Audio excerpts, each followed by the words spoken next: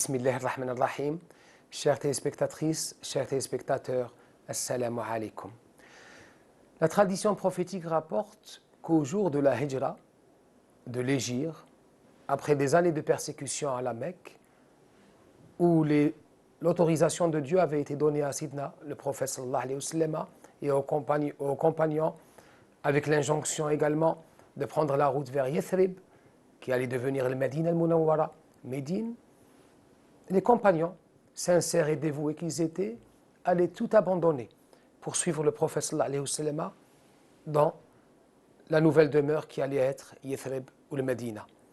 Parmi les personnes qui prirent la route avec le prophète sallallahu alayhi wa sallam ou qui allaient rejoindre le prophète, certains se disaient, c'est vrai, l'Hégire pour la religion, pour Dieu, mais surtout, ça va être pour nous l'opportunité d'une nouvelle vie. Certains vont pouvoir initier des projets de commerce, d'autres vont pouvoir se marier. On dit que les femmes de Médine sont particulièrement belles, on va pouvoir se marier. Il y avait comme ça des 10 ans. C'est alors lorsque le prophète sallallahu alayhi wa sallam eut vent de ce que certains avaient à l'intérieur, c'est-à-dire qu'ils allaient prendre la route de Médine, de l'Hégire, mais non pas pour Dieu et son prophète pour la religion, mais pour des projets terrestres. Le prophète sallallahu alayhi wa sallam nous laissa le célèbre hadith qui allait devenir un pilier de l'islam, que les savants appellent Thulut al-ilm, le tiers du savoir. Innamal a'malu binniyat, les actes ne valent que par leurs intentions. Faman kanat hijratuhu lillahi wa rasulihi, celui qui prend la route de l'Hégire, de l'exil, pour Dieu et son prophète. Fahijratuhu lillahi wa rasulihi, son Hégire, son exil, vaut tout son pesant. C'est pour Dieu et son prophète. وَمَنْ كَانَتْ هِجْرَتُهُ لِدُنْيَا يُصِبُهَا, celui qui prend la route de l'exil pour des projets terrestres. أَوْ امْرَأَةٍ يَنكَحُهَا, ou bien pour trouver une épouse ou autre. فَهِجْرَتُهُ لِمَا هَاجَرَ إِلَيْهِ, alors son Hégire, son exil, n'aura pour rétribution que la chose pour laquelle il aura pris le chemin de l'exil. C'est-à-dire pour quelque chose de périssable, qui n'a pas cette vocation d'éternité. Dans ce hadith, répétons-le encore, qui représente tout l'ilm, le tiers des sciences de la religion, car c'est le fondement des fondements. C'est le premier hadith par lequel commence le sahih. Innamal a'malu binniyat. Les actes ne valent que par leurs intentions. Nous renvoie vers une notion fondamentale de l'islam, au cœur de l'adoration, au cœur du cheminement vers Dieu, au cœur du cheminement spirituel. Al-ikhlas, la sincérité de l'acte et le dévouement de l'acte pour la face de Dieu. Qu'est-ce que le ikhlas? Dans un hadith, le prophète nous dit, sallallahu alayhi wa sallam, Abu Bakr n'est pas plus rapproché de Dieu que vous pour le nombre élevé de ses prières ou de ses jeûnes ou de ses aumônes. Mais il a en lui un secret. Il a un secret au fond de son cœur. Al-ikhlas, le dévouement de l'acte pour Dieu.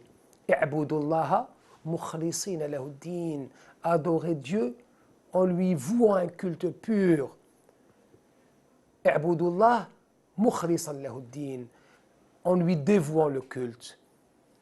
Qu'est-ce que le ikhlas? Étymologiquement, du point de vue linguistique, l'ikhlas c'est la pureté. Labanan khalisa, elle est pure. Religieusement, spirituellement, le ikhlas est que l'acte de piété, voire même tout acte, même l'acte de la vie quotidienne, qu'il soit accompli pour plaire à Dieu, pour susciter son agrément, pour nous rapprocher de son amour. Tabaraka wa ta'ala. Le ikhlas, nous dit Ibn al-Qayyim, est de 3 niveaux. Il y a certains qui adorent par crainte du châtiment de Dieu, par crainte de l'enfer. Il y a ceux qui adorent, qui font de bonnes actions, mais par convoitise du paradis, c'est le 2e niveau. Mais il y a ceux qui adorent Dieu pour lui-même, pour sa face, pour son agrément, les ridah, Et Ibn al-Qayyim dit que c'est le niveau le plus élevé, qui est le niveau du siddiqin, qui est le niveau des saints, des salihin. Le fait que l'acte ne soit accompli que pour Dieu. Dieu nous donne une allusion dans le Coran, l'épouse de Pharaon qui dit Esya, Abbi ibni li indaka baytan fil jannah. Elle lui a pas dit, elle n'a pas imploré Abbi, Dieu construis-moi auprès de toi ou chez toi une demeure au paradis. Elle n'a pas demandé Dieu ibni li baytan fil jannah, non. Elle n'a pas dit Dieu construis-moi ou réserve-moi une demeure dans le paradis. Elle a dit Dieu réserve-moi auprès de toi. Indaka baytan fil jannah. Le bayt ou la maison vient en deuxième position. Mais la première position des adorateurs, de ceux qui cherchent Dieu, c'est son agrément qui vient avant toute chose. Tel est le ikhlas. Enfin, c'est par le ikhlas que que Sahaba, que les tabi'in et ceux qui ont suivi leur voie bénie se sont tant rapprochés de Dieu et qu'ils ont eu ces stations spirituelles ou qu'ils ont atteint les stations spirituelles les plus élevées. Que le Seigneur Tabaraka wa Ta'ala nous fasse don de cette grâce immense qui est celle du ikhlas, de la pureté de l'acte pour la face de Dieu Tabaraka wa Ta'ala. Wassalamu alaikum.